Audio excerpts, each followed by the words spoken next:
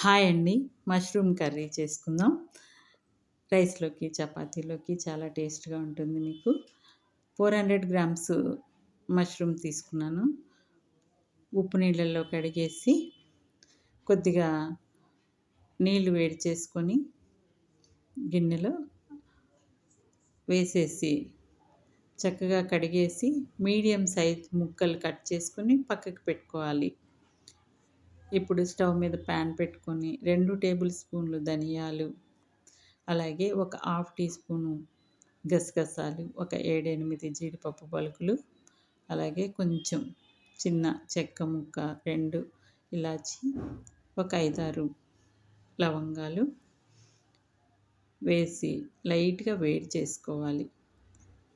మీకు మిక్సీలో పొడి చక్కగా అవుతుంది కదా! అందుకు లైట్‌గా వేడి చేసి పక్కకు పెట్టుకొని స్టవ్ మీద ప్యాన్ పెట్టి ఒక 2 టేబుల్ స్పూన్లు ఆయిల్ వేసి 2 బిర్యానీ ఆకులు వేసి అలాగే 2 మీడియం సైజు ఉల్లిపాయలని చిన్న ముక్కలుగా కట్ చేసుకోవాలన్నమాట.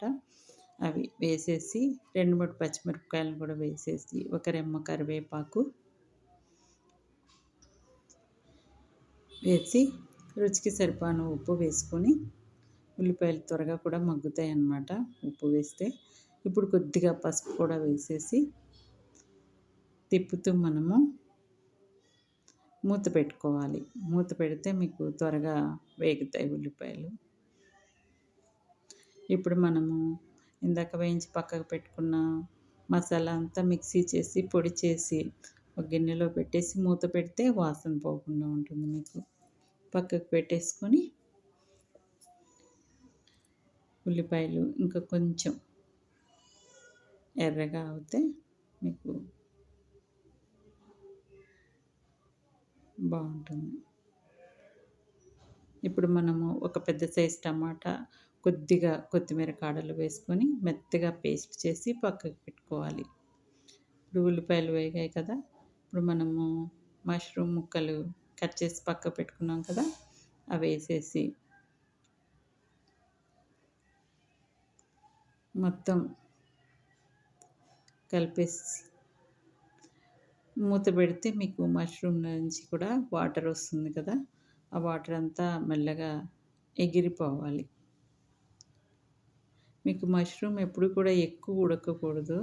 అలా అని సరిపాను ఉడికితే మీకు బాగుంటుంది. లేకపోతే రబ్బర్‌లాగా అవుతుంది ఎక్కువ ఉడికితే. ఆ నీరంతా పోయిన తర్వాత ఇప్పుడు కొద్దిగా అల్లం వెల్లుల్లి పేస్టు ఒక 2 చిన్న టీ స్పూన్లు అల్లం వెల్లుల్లి పేస్ట్ వేసి కొంచెం పచ్చి వాసన పోయిన తర్వాత మనం పేస్ట్ చేసుకున్నాం కదా! టమాటో, కొత్తిమీర కాడలు కూడా వేసుకోండి బాగుంటుంది స్మెల్ మీకు. వేసి ఈ టమాటో అంతా మనకి పచ్చివాసన పోయి వేగి ఆయిల్ బయటకు వచ్చిన దాకా మనము వేయించుకోవాలి. అప్పుడే మీకు కూర బాగుంటుంది. టమాటా వేగకుండా మీరు నీళ్లు పోస్తే బాగోదు. కూర రుచి ఉండదు. ఇప్పుడు కారం వేసుకోవాలి. 2 టీ స్పూన్లు కారం వేసుకొని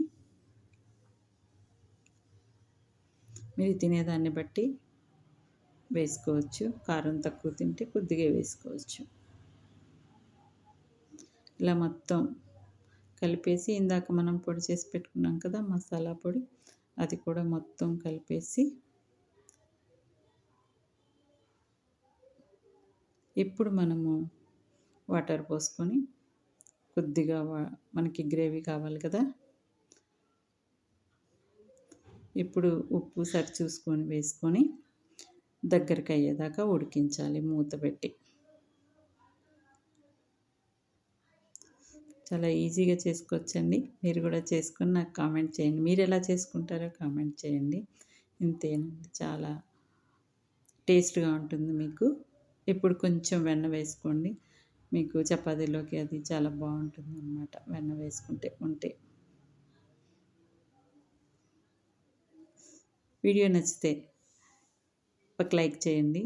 అలాగే ఛానల్ సబ్స్క్రైబ్ చేసుకోండి. Thank you.